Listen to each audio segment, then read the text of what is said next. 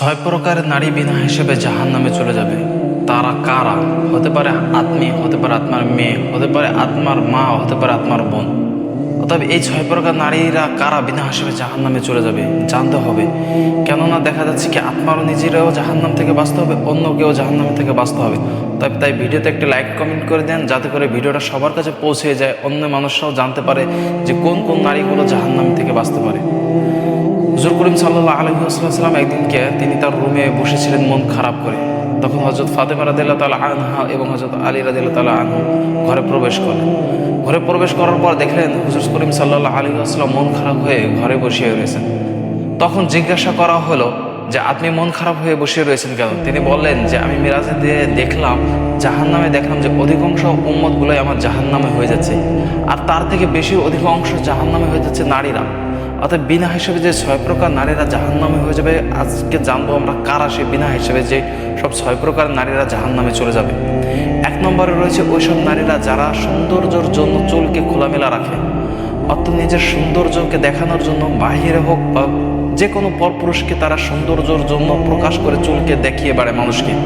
অতএব মনে রাখতে হবে, একমাত্র আপনার স্বামী ব্যতীত ছাড়া আপনি অন্য কাউকে আপনার শরীরে সৌন্দর্য প্রকাশ করতে পারবে না, কেননা এটা একটা কবিরা গুনাহ। আরে এই একটা গুনাই মানুষের ভিতর বেশি থাকে, মেয়েদের ভিতর। কারণ তারা তাদের সৌন্দর্যকে বেশি ভালো দেখানোর জন্য তারা চুলকে খোলামেলাভাবে হাঁটাচলা করে। এই একটা গুণ যদি আত্মার ভিতর থেকে থাকে, এই একটা গুণই আপনাকে জাহান্নামে নিয়ে যাওয়ার জন্য যথেষ্ট হয়ে যাবে।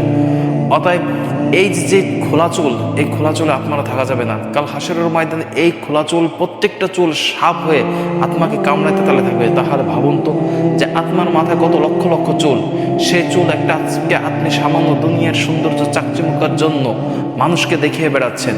তাহলে এই চুলগুলো হাসরের ময়দানে সাপ হয়ে যখন আত্মাকে কামড়াবে, তখন আত্মার পরিস্থিতি কোথায় যাবে?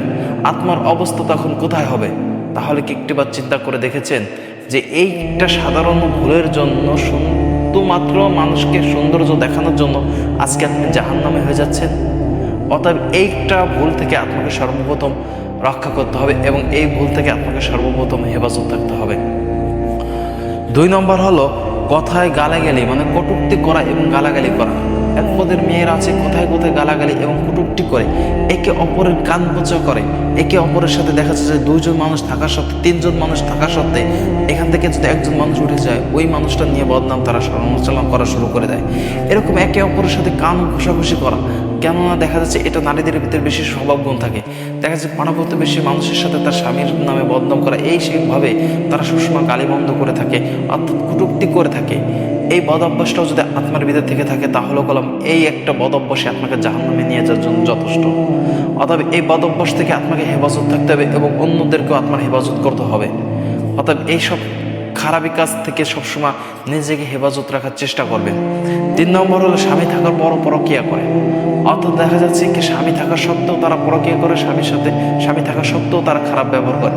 আল্লাহ রাসূল সাল্লাল্লাহু আলাইহি ওয়াসাল্লাম দেখলেন এক শ্রেণীর নারী উত্তপ্ত আগুনে তারা উলঙ্গ হয়ে ঝুলতেছে জাহান্নামের আবিত। তখন আল্লাহ রাসূল সাল্লাল্লাহু আলাইহি ওয়াসাল্লাম জিবরাইলকে জিজ্ঞাসা করা হলো, হে জিবরাইল, এরা কারা? এদের অপরাধটা কি? তখন জিবরাইল আলাইহিস সালাম বললেন, এরা ওইসব নারী যাদের স্বামী থাকা সত্ত্বেও তারা তাদের শরীরে স্পর্শ করেছে অন্য পুরুষদের দ্বারা। তাদের স্বামী থাকা সত্ত্বেও তারা অন্য পুরুষদের তারা সারা খারাপ ব্যবহার করেছে, অন্য পুরুষদের সাথে তারা পরকীয়া করেছেন।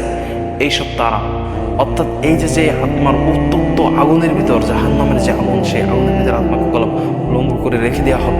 আত্মাকে কলম কঠিনতম শাস্তি দেওয়া হবে যখন আপনার স্বামী থাকা সত্ত্বেও আপনার স্বামীর হককে নষ্ট করে অন্যের সাথে পরকীয়ায় লিপ্ত হয়ে যাচ্ছেন। সাবধান প্রিয় বোন, সাবধান হয়ে যান আপনারা। এই সব খারাপি থেকে আপনারা সবসময় হেফাজত থাকবেন। 4 নম্বর হচ্ছে অপবিত্রতা থাকে। মেয়েরা বেশিরভাগই অপবিত্রতা থাকে, তারা পবিত্রতা হতে চায় না। তাদের যে প্রতি মাসে যে একটা সমস্যা হয়ে থাকে, এই সমস্যা থেকে তারা যে কীভাবে পবিত্রতা হবে, আসলে এটা ম্যাক্সিমাম নারীরাই জানে না। অতএব আপনি যদি না জানেন, অতএব জানার জন্য চেষ্টা করুন। হয়তো আপনার বাড়ির পাশে কোনো ভালো দীর্ঘনি বা অথবা কোনো বর্তমান দেখা যাচ্ছে অনেক মানুষ আছে আপনার স্বামীর মাধ্যমে জানান বা যে কোনো মাধ্যমে একজনের কাছ থেকে জেনে নেন। দিনই বোন, আপনাকে বলি, এই যে আপনাদের যে সমস্যা হওয়া থাকে, আপনারা সঠিকভাবে পবিত্র হতে পারতেছেন না, সঠিকভাবে পবিত্রতা না হয়ে আপনারা যে কত নামাজ পড়তেছেন, দেখা যাচ্ছে আপনাদের নামাজটা হচ্ছে না। তাহলে ভাবুন তো কী হবে যে আপনাদের নামাজটা যদি না হয়, আপনারা এত নামাজ পড়তেছেন, রোজা করতেছেন, কোনো কিছুই যদি আপনাদের ইবাদতটা কবুল না হয় আল্লাহ তাআলার দরবারে, তাহলে কি লাভ হয়ে গেল? অতএব এই অপবিত্র থাকা অবস্থায় তো আপনাদের জন্য নামাজ মাপ আছে, ঠিক আছে? যখন আপনারা পবিত্র হবেন, পবিত্র হওয়ার সঠিক তরিকাটা নিয়মটা আপনারা জেনে নেবেন। অতএব পবিত্রতা যখন আপনার অপবিত্রতা আছেন, অপবিত্রতা থেকে পবিত্র হয়ে আপনার নামাজটা আদায় করে দেবেন। অতএব নামাজের প্রতি কোনো গাফিলাতি করবেন না। আপনি সংসার নিয়ে ব্যস্ততা থাকতেছেন, আপনি ছেলে মেয়ে নিয়ে ব্যস্ততা থাকতেছেন, এই ব্যস্ততা দোহায় আল্লাহ তাআলার কাছে কলম নয়। আল্লাহ তাআলা এই ব্যস্ততা কলম শুনবে না। আল্লাহ তাআলা শুনবে শুধু আপনার নামাজটা ঠিক আছে কিনা। অতএব এই ব্যস্ততা না দেখে আপনার সময় মতো নামাজটা পড়ুন, নামাজের প্রতি তাকিদ দিন। 5 নম্বর হলো মিথ্যা কথা বলা, গীবত করা এবং গালাগালি করা, মন্দ কথা বলা। অর্থাৎ মানুষ, মেয়েরা বেশিরভাগই যে মিথ্যা কথা বলে থাকে, কেননা দেখা যাচ্ছে তারা এমন পরিমাণে মিথ্যা কথা বলে যে স্বামী বাজার থেকে একটা জিনিস আনার দরকার বা এখানে টাকা রেখে দিচ্ছে, তারা ওই টাকাটা সরিয়ে আপনার ছেলেকে দেন, তারপর আপনি মিথ্যা কথা বলেন। অনেক সন্তানরা আছে যে মা ছোট ছোট সন্তানকে যখন খানা খাওয়াবে, খানা খাওয়ানোর সময় তারা অনেক ধরনের মিথ্যা কথা গুজবটা করে, অনেক ধরনের অনেক মিথ্যার আশ্রয় নেয় যে বাঘ আসছে, শিয়াল আছে, তোমাকে ভাল্লুকে খেয়ে ফেলবে, এরকম ধরনের মিথ্যা কথা থেকে আপনি বিরত থাকবেন। এটা হলো একটা মিথ্যা কথা। আপনার ছেলে সন্তান ঘুমাতে চাচ্ছে না, আপনি তাদেরকে মিথ্যা সান্ত্বনা দিয়ে ঘুমাচ্ছেন, এটাও মিথ্যা কথা। আপনার ছেলে মেয়ে খেতে চাচ্ছে না, আপনি তাকে মিথ্যা কথা বলে আপনি খাওয়াচ্ছেন, এটাও মিথ্যা কথা। সাবধান, এইসব মিথ্যার আশ্রয় থেকে আপনারা বেঁচে থাকুন। এইসব মিথ্যা ম্যাক্সিমাম মেয়েদের ভিতরে বেশি হয়, কারণ ছোট ছোট সন্তানদেরকে খাওয়ানোর সময় অনেক ধরনের গাজবি মিথ্যা বানোয়াট গল্পগুলো বলে ছেলেকে মেয়েকে খাওয়ায়। অতএব ছেলে মেয়েকে ঘুম পড়ায়। এইসব মিথ্যার থেকে আশ্রয় নিন। এইসব মিথ্যা আমার আল্লাহ তাআলা সহ্য করবে না। সর্বশেষ যেটা হলো সেটা হলো অন্যের ভালো সহ্য করতে পারে না। এক শ্রেণীর নারীরা আছে যারা অন্যের ভালো সহ্য করতে পারে না। তারা সবসময় অন্যর ভালোকে, তারা হিংসায় জ্বলে, কীভাবে অন্যের ভালোকে নষ্ট করা যায়, কীভাবে অন্যর ক্ষতি করা যায়। মনে রাখবেন একটা কথা, আপনি অন্যের ক্ষতি করতে চাচ্ছেন যতটুকু, আপনি মনে রাখবেন এই কথাটা যে ওই রকম সেম ওর থেকে বেশি ক্ষতিও বললাম আপনার একদিনটা আসবেই। অতএব অন্যের ক্ষতি থেকে বিরত থাকবেন।